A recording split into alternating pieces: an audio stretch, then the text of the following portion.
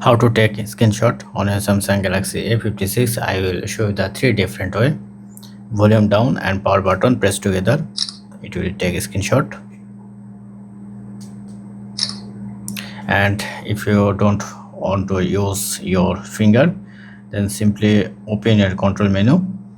Then if you don't see the screenshot area, press on this pen icon, press on edit. Then you can see the take screenshot, press on done. Now you're able to take a screenshot like that. For example, I want to take a screenshot for this page,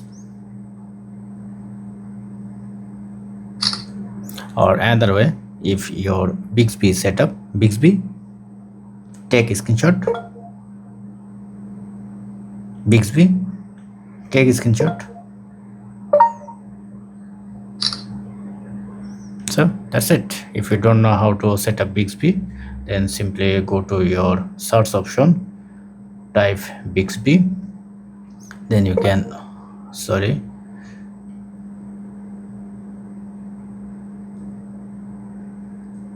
then here you can see the option, then voice recognition, just enable this option, then your Bixby will wake up when you tell Bixby. That's it. Thank you. Have a good day.